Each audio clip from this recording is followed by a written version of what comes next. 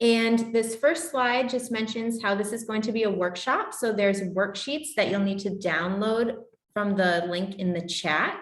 And just make sure that you make a copy of those slides and they're fillable. So as we go through the presentation, you'll be able to fill out the different activities that we do. Thank you.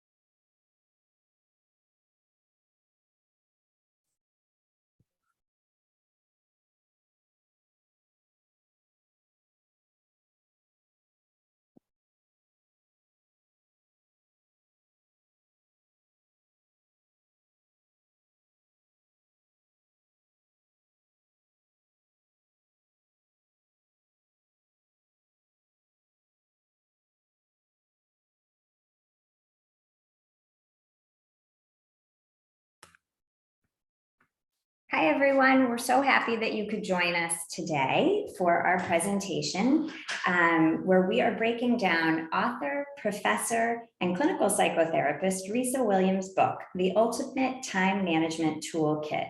This book is actually the second of her toolkit series. Her first one is The Ultimate Anxiety Toolkit, and at the end of this month, she has the Ultimate Self-Esteem Toolkit coming out.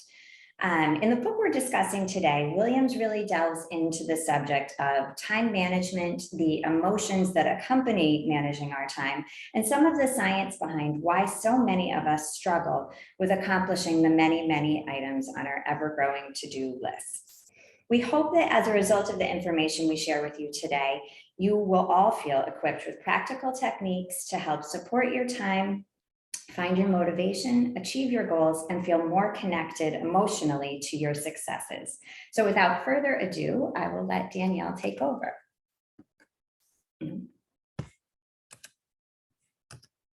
All right, have you found yourself saying, I just don't have enough time. There's not enough hours in the day, and I just don't have enough time to do everything that I want to do. Well, what happens is that our perception of time changes depending on what our emotional state is. So if you're finding yourself feeling very stressed and anxious at the end of the day, what could be happening is that feelings of frustration and stress could be shrinking your perception of time. So what can we do to kind of combat this situation where we feel like we never have enough time? That's really the question that we're hoping to give you some solid skills to use throughout this workshop. So the first skill that we're going to talk about is called the task intensity meter. And the idea is that you can arrange your day by perceived task intensity to make the most efficient use of your energy and your time. So when we talk about task intensity, what we're really talking about is the mental energy. So that could be emotional as well as mental energy to complete a task. Now, everything that we do is going to cost us some sort of mental and physical energy. If you look on the task meter on the right, you'll see that there's low, medium, and high intensity levels. Now, I'm going to give you some examples of activities that would fit into each category. So a low intensity task could be something like walking your dog. You love your dog, it's outside. That could be something that's very enjoyable and low energy, both mentally and physically. Now, a medium level task could be something like cooking dinner. Maybe you enjoy cooking, but you have people who are constantly interrupting you. Maybe you're trying a new recipe, so it's a little bit stressful trying to follow the different directions. And then high intensity could be something like if you're a student and you have a really tough homework assignment or you're trying to study for a midterm or a final. So what's important is to really be honest with yourself about how much mental and physical energy each task is going to cost you. So it doesn't matter what someone else thinks that task might be. It matters what you feel and what you think. So I'm going to go back on what I just said about walking the dog being a low energy task. What I didn't tell you before is that I have an 85-pound dog who is constantly pulling at the leash. He doesn't listen to me. And every time we pass someone, he either barks or growls, and he can't just walk by my side nicely. So what I would think others would perceive, and what I originally perceived to be a low intensity task, since, I love my dog and I'm outside, actually is a medium to high intensity task if I'm honest with myself. So what can happen in that lower image on the left of all the Legos kind of toppled over, if you have too many tasks that are high and medium intensity and you kind of just stack them haphazardly, that tower is going to topple pretty easily. And that's really related to your stress.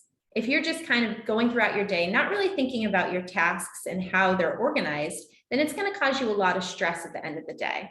If you want to get to a nice neat pile like on the right, we can take a look at really arranging your day around those intensity levels to stretch your perception of time and reduce your stress. So for our first skill practice, what we're going to do is we're going to start on the left-hand side with activity 1 in that first box, and we're going to create a task list for the day. So you're going to write down tasks that you would have to do on a typical day, and they could either be for work, they could be for school, they could be in your personal life, or a combination of all of those. And you're going to rate those tasks by low, medium, or high intensity. Now for this particular exercise, I kind of gave some ideas already. So this is something I would do on a typical day here at Bay Path. So today, of course, I have this presentation, and that for me is a pretty high intensity. I also do a lot of checking of emails and responding, which I enjoy, so that's pretty low intensity. And then I have to enter some different cases in Salesforce, and that's a medium because it's a different type of database tool. So I'd rank that as medium. Now, if I wanted to arrange my day so that I can make my time most efficient as well as my energy, what I would do is I know that I had this presentation at a certain time, which happens to be the end of my day. So I put it in spot 3. Now, because this is a high intensity task, I wanted to get a low intensity task before my presentation so that I'd have a little downtime. So I put emails in the second spot. And for me, that left Salesforce. So when I first came into work, I had a little bit more energy, ready to go. I could do a medium intensity task, then dive into a low intensity, and now I'm doing my high intensity task. So that's just an example of how you can arrange your schedule in a way that's more balanced to you. So if you'd like, you can go ahead and open your worksheets and you can type right in the copy of your worksheet, different tasks that you have to do and rate their intensity level. And if you're interested in sharing, you can go ahead and write in the chat some different tasks and how they feel to you. So we'll give you about a minute or 2 to go ahead and do that.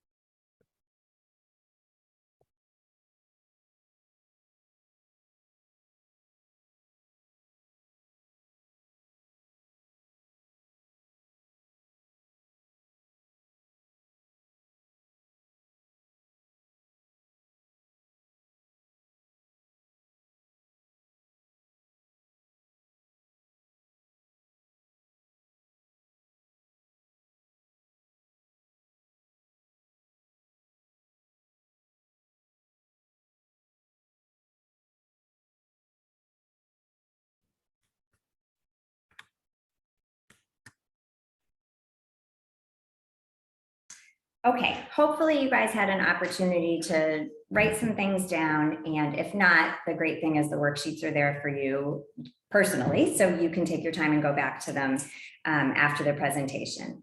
The reason that we're spending some time today assigning intensity levels to various tasks is to get you thinking about how much mental energy you need to complete different activities. This is important because the amount of focus and stamina required to complete a task has a direct correlation with our overall energy level. Whether you are someone who struggles with attention issues or you're just a super busy individual, we all have a tendency to go into what Risa Williams refers to as a hyper-focused mode when we are faced with completing assignments or just have a lot on our plates. When we're in this state of hyper-focus, we might accomplish a lot, but going into that mode can actually deplete our physical and mental energy pretty quickly. It's important to recognize the warning signs that your body sends you when you've been in a hyper-focused state for too long. Things like eye strain, tension in your neck, headaches, or even feeling more easily frustrated or angry can all be signs that you have been in an intense mode of focus for too long. When you feel any of those things start to kick in, it's time for what Risa Williams refers to as a time buffer.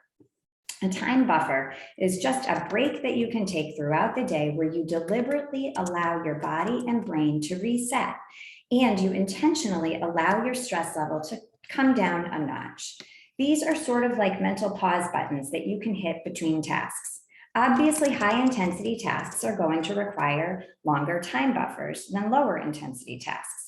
Generally, we tend to underestimate the time it takes our bodies and our brains to reset and relax after a sustained period of high intense focus. Ideally, shorter time buffers are about 20 to 30 minutes, while Williams suggests longer time buffers extend beyond that 30-minute mark. The stress hormones cortisol and adrenaline are what we produce when we have to slog through a mentally exhausting task. And while we may not always have time to unwind for several hours between tasks, that is actually how long those hormones can remain in your system. So obviously the benefit of a time buffer can really be important to help reduce those hormone levels.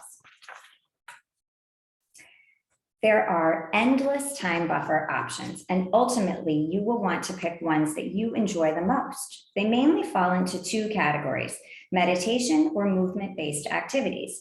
For many of us, sitting still for meditation can be actually quite difficult, but don't be limited by that. You can also walk while meditating, either around a room or outside. Just slowly in a circle for a few minutes. Practice feeling your feet touch the ground and with every step you take. And when your mind wanders, bring your attention back to your feet. While meditation may not be for you, science has proven that it helps people lengthen their attention span and actually sharpen their focus. But if meditation truly isn't your thing, fear not. Movement-based time buffers are often successful in helping you reset and relax in between tasks. Going for a run, walking your dog, unless you're Danielle, walking to get lunch instead of driving, or even dancing to your favorite music can all be great ways to raise your dopamine levels, which can increase your brain's attention span and clarity. So on this next slide, we have another opportunity to practice the skill of identifying time buffers. So it's time for you to really personalize this and choose the time buffers that you feel will work best for you. For each level of intensity, try to come up with 3 options to use as a time buffer that will really help you relax and reset in between tasks. And if you're really stuck, there are some great visuals on this sheet that can help you in choosing your buffer activity. If there's time, or if you're open to that, you can type in the chat some of the time buffers that you come up with.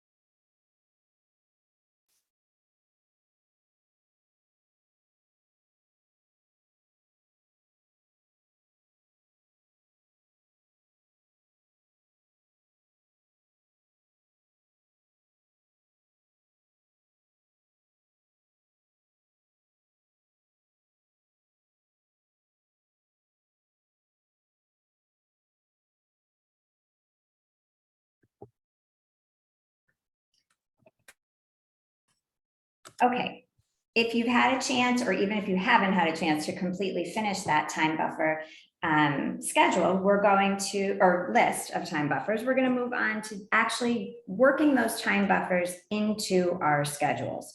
So when we asked you to assign an intensity level to those earlier tasks we talked about, that was an exercise designed to help you with this next practice sheet, scheduling time buffers. Using time buffers, the ones that you just identified, and the tasks that we assigned intensity levels to, we'd like you to pick at least 3, but you can do more if you'd like, tasks that you assigned an intensity level to, and then use the charts on the worksheet to identify the time buffers that will help you reset your brain in between tasks. Ideally, it would be great if you picked a task from each level of intensity and then assigned a correlating time buffer that you would use to de-stress from that task. For those of you who are with us live, we're going to take a few more minutes, and you can feel free to share some of your tasks and intensity level time buffers in the chat.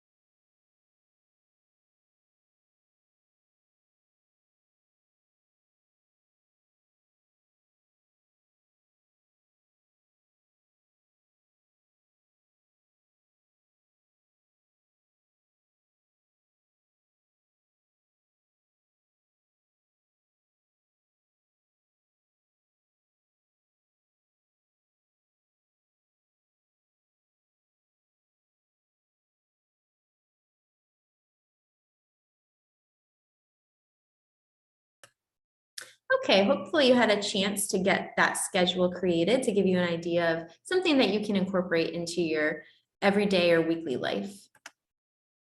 So the next skill we're going to talk about is the task dessert.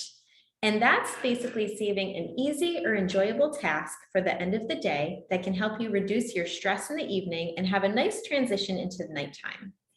So a lot of us have trouble with procrastination, and that really happens when you have a high intensity task and you've already been doing stuff through the day, so you have some level of mental fatigue. And when you combine those, that's really what leads us to procrastination. However, when we start to procrastinate, we take what could have been a low or medium intensity task and we raise the notch on that task intensity meter. So now it becomes a medium or high intensity task and adds stress. So as an example, what if you had to take out the trash and it was during the big snowstorm? You're like, nah, I don't really feel like doing that right now. It's cold, it's snowy. That's really not what I feel like doing. But then you forget about it and it's been a week and now the trash is stuffed and it's overflowing and there's a hole in it.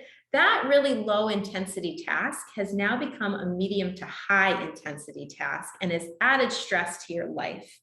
And as we learned earlier, stress shrinks our perception of time. So we're in this cycle of procrastination and stress, and it's really hard to get out of and actually do that activity that you don't want to do. So how do we get ourselves to stop procrastinating and really dive into those high intensity tasks? One way is to bring the fun back to re-engage our brains. Save something fun or enjoyable as the last thing on your to-do list for that day. So our next activity is going to be identifying task desserts. So to do this, think about a typical day and what some low intensity tasks you could put down that feel more fun or enjoyable to work on. Go ahead and write out some task desserts you can try to save for the last thing on your to-do list. So I know for mine, at work, I really like to read and research different topics related to my area. So that's something I could leave for last. I really enjoy designing Canva flyers for different events. So that's something I could leave for the end of the day. And then personally, I really enjoy organizing things. So if I had to do something like clean my baby's room, I could leave that for the end of the day because I love going through his little clothes and toys.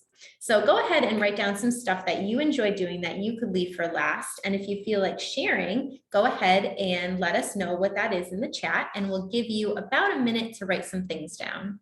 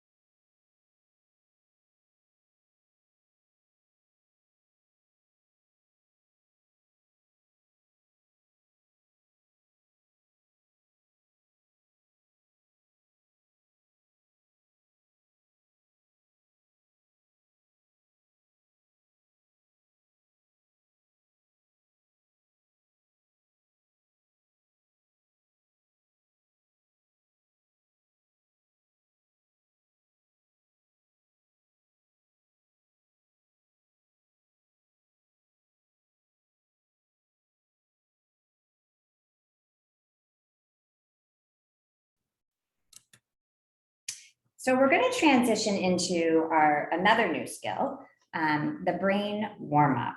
We've spent a lot of time today talking about how to de-stress from intense tasks, but what are the best ways to warm up our brains in order to accomplish those tasks? Williams discusses just how important it is to get your brain dialed into a particular task, especially one that we might find challenging or not very interesting. She explains that we tend to have an interest-based nervous system that is wired to fully engage only when we are partaking in an activity of high interest to us. Now, as we all know, life throws a lot of things our way that we are not interested in, but that we still need to accomplish.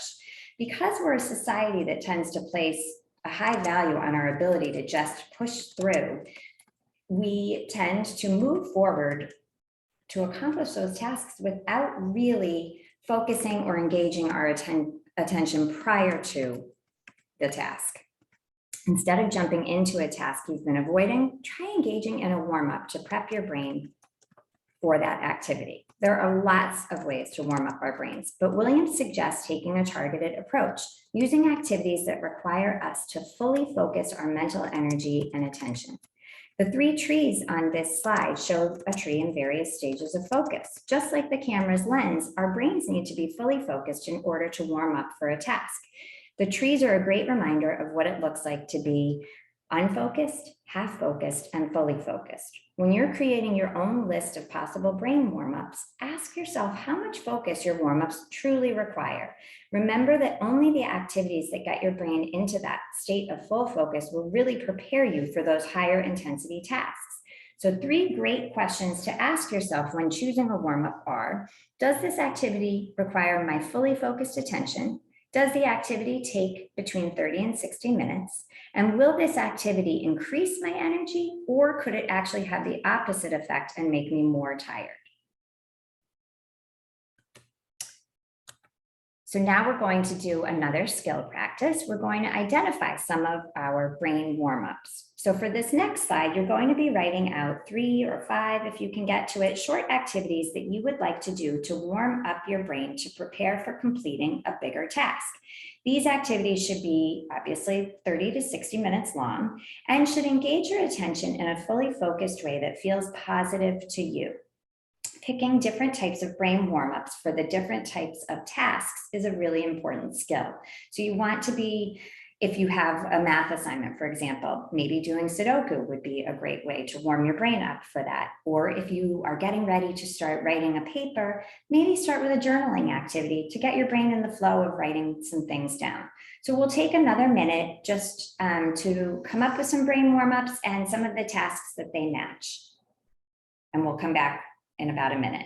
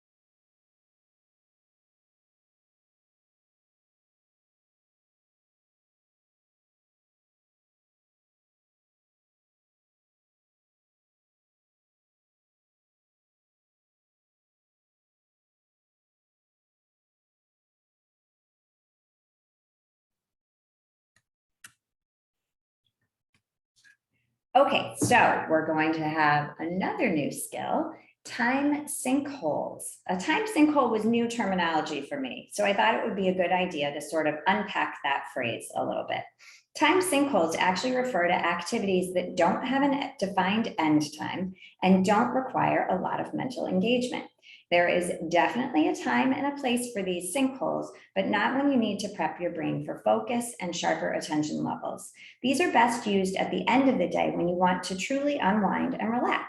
So 2 great questions to ask yourself to determine if an activity is actually a time sinkhole would be, does it require a specific or set amount of time to complete? And 2, does it require a higher level of brain activity? If the answer is no to either question, go back to the drawing board, or in this case, to your list of brain warm-ups and rethink your choice.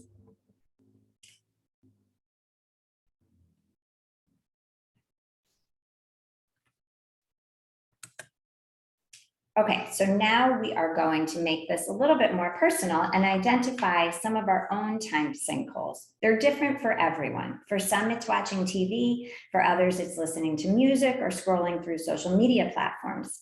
Now that we spent a little time defining sinkholes, we'd like you to personalize this by making a list of your common sinkholes. By identifying activities that suck you in and leave you feeling foggy or depleted, you can more easily avoid them when it's time to really actively engage in a task. So take a few minutes or so and list your time sinkholes, and then let us know some of them in the chat when you're done.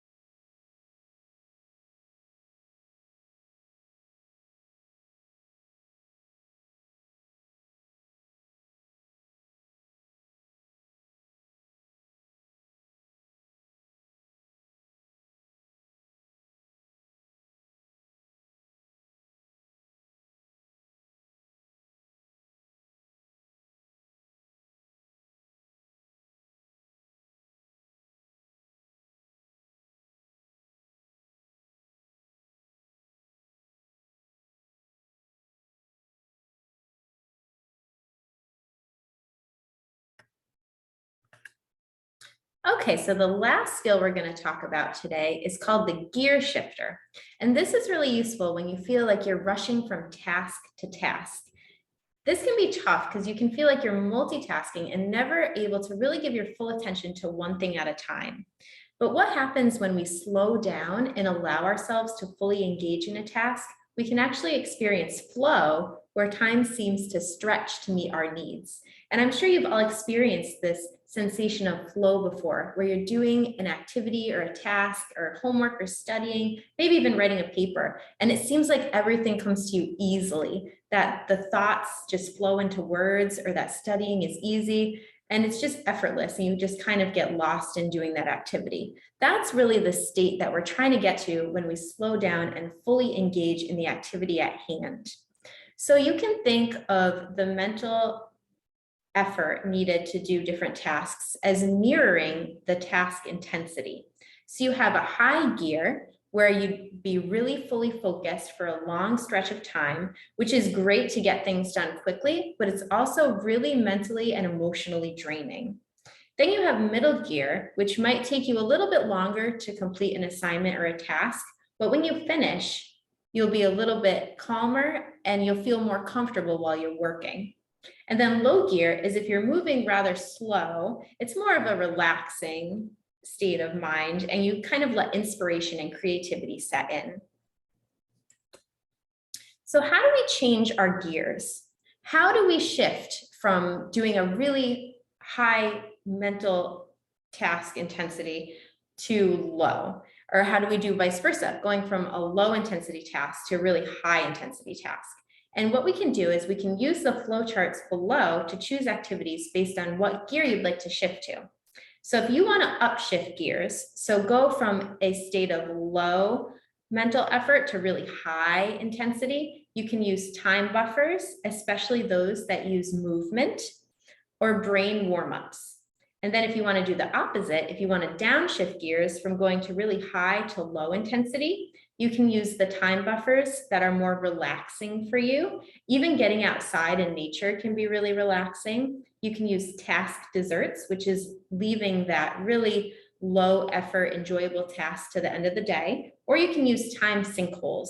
Now, there's a caveat with the time sinkholes. If you still have other tasks you need to get done, you probably don't want to use a sinkhole in between tasks, but it could be good for the end of the day when you don't have to really focus your efforts on anything else. So for our final activity, we're going to fill in how low gear, middle gear, and high gear feels to us. And then we're going to choose some activities, 2 for each shift. So how can you shift from low gear to middle gear? You can write in 2 activities there, middle gear to high gear. and then downshift from high gear to middle gear and middle gear to low gear. So you can go ahead and you can check back on your list of brain warm-ups and time buffers and time sinkholes and see if any of those activities would fit into upshifting and downshifting. So go ahead and take a minute or two to complete this activity, and go ahead and chat us if you want to share your ideas for how these different gears feel to you and how you can shift in and out of them.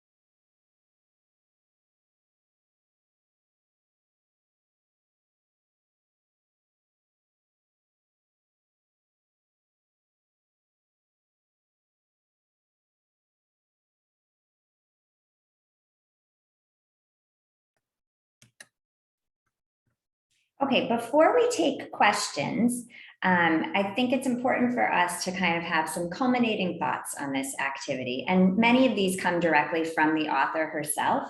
So I think they're really important to share with you all.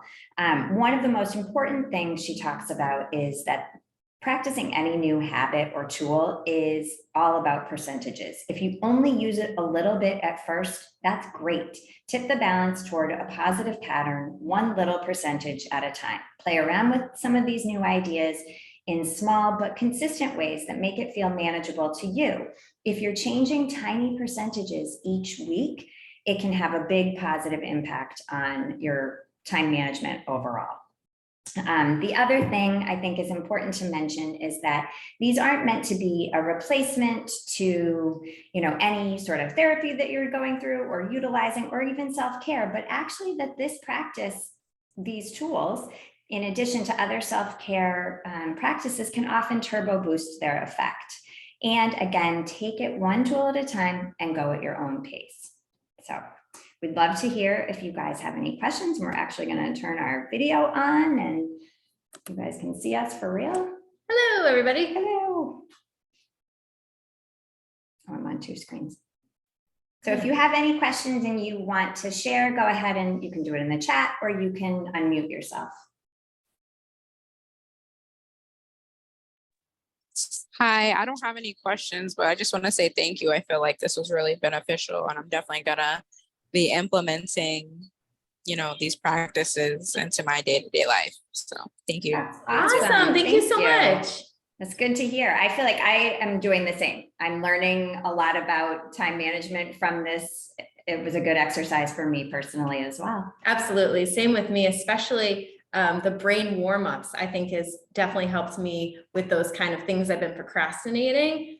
Just thinking about how that makes sense. And in the past, I think I've used a couple of those not knowing that there was a term for it. So yeah, just kind of revisiting some of this stuff and incorporating it into daily life, I think is super helpful. Thank you for your feedback. Yeah, and I actually feel like, Of course. I feel like the buffers were really a helpful concept for me because I think I am a person that sort of thinks just push through, just get one more thing done, and then I realize if I haven't given myself a chance to really reset, the product at the end of that time is not as good as I would like it to be. So giving yourself that chance to relax, reset, de-stress in between those high intensity tasks is, for me, going to be really significant and impactful, I think. So Absolutely. yeah, Emma, go ahead. Ju- It's Go really ahead. it's really hard for me to think of brain warm-ups. What do you exactly mean by those? Yeah, go ahead. Yeah, so brain warm-ups are really going to be helpful if there is some task that you're having a hard time kind of starting or jumping into. So you can think about anything that you might be thinking like, oh, I really don't want to do that, like kind of procrastinating. And a brain warm-up is really going to help you get into a focused state and give you some motivation to start what you've been avoiding. So the idea is that if you start an activity that takes up your full focus and it's something that you enjoy, the idea is that it'll be easier for you to transition into doing the thing that you were avoiding. So I'll give you an example of something that I realized I did in the past, and I'm going to date myself here. And I'm going to give you some of my preferences, which don't make fun of me too much if it's not your thing. But when the last Twilight book came out, I was extremely into it. And I also happened to be during the week of my midterms when I was an undergraduate. So I was very conflicted because I was like, I need to read this book, but I have all of this studying to do. And what I actually did is I broke up my studying by reading Twilight. And to my shock and amazement, that was the best week of studying and focusing that I ever had. Like I can still remember it to this day, like 15 years later. And I think it's because of that concept of the brain warm-up. Reading for me really got me focused and got my brain prepared to dive into a task that I wasn't so thrilled about, which was the studying. So for me, reading really works because I really enjoy it and it takes my full focus. So it's really finding any activities that you enjoy that you can put your full focus on. And it could be anything from art to music, to exercise, to reading, to journaling, anything that's gonna make you ready to do something that you're avoiding. Okay, so it doesn't have to be related to the task at all.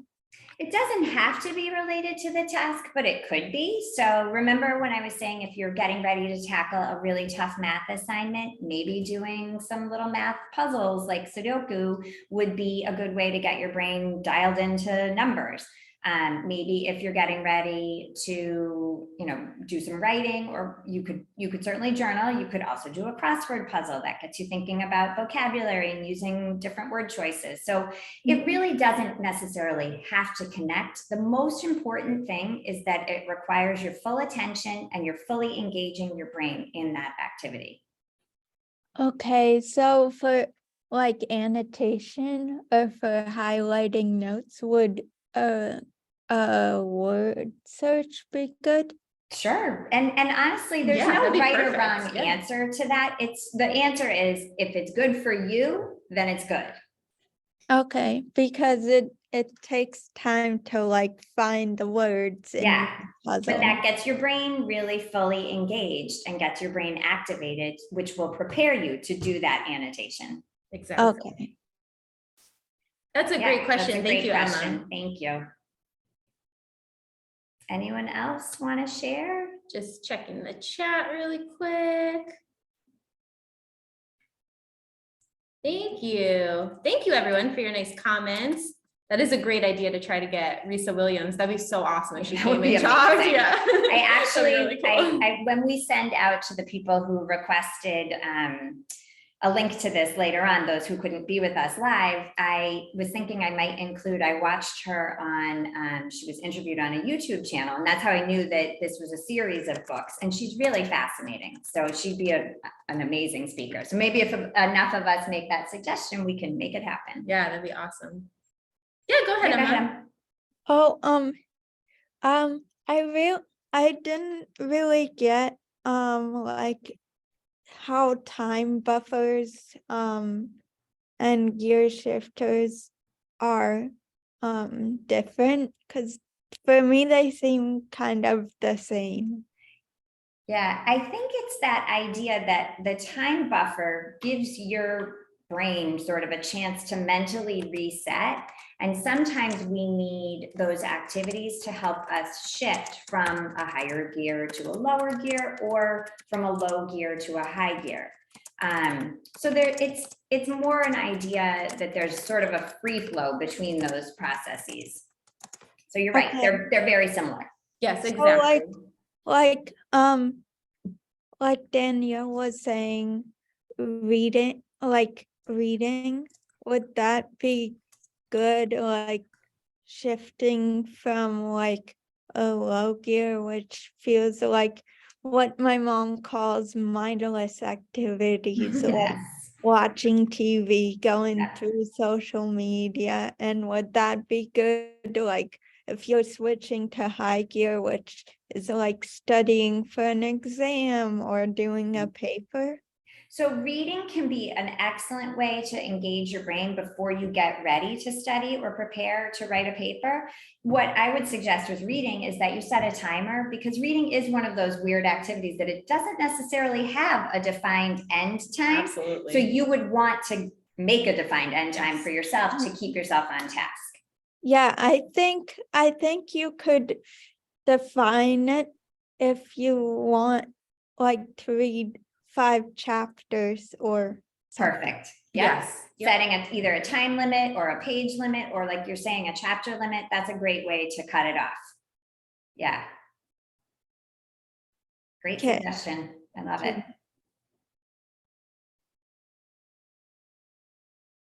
Okay, does anybody else have anything they want to share with the group, or any other questions? And if not, put it in the chat, but if you don't, we will go ahead and sign off. And thank you all so much for joining us today. This was really excellent. Yeah, thank you, everyone. We'll stay on for a couple more minutes just in case there's any additional questions or comments, but it's been great having everyone here today, and we hope that you enjoyed the workshop. And thank you. And so like are you guys on campus? Yeah. Yeah, Yes. we're actually in the orange, Yeah. well, you can't really see it, but we're in the orange room at Hatch right now. And that's where we are located. Some days we're here and some days we're available virtually. And our hours, you can find us, our hours on Tutor Track and through academic support. I also heard, Molly, that you're the what's it called? The writing coach. Yeah, that's me. Oh, that's good, because I have a lot of trouble with writing. Oh, well, I am your go-to person for that. So please send me an email or look on Tutor Track and set an appointment up. I'd love to work with you. Okay. And the orange room is on the main floor? It's actually on the second floor, but this is just where we are right now, but we're always in Hatch. We're not necessarily always in the orange room, but Okay, because yeah. I haven't explored like all the floors yet. Okay, well, come over. I'll give you a tour and then I can help you write your papers. Okay, thank you. You're Good welcome. My deal. pleasure.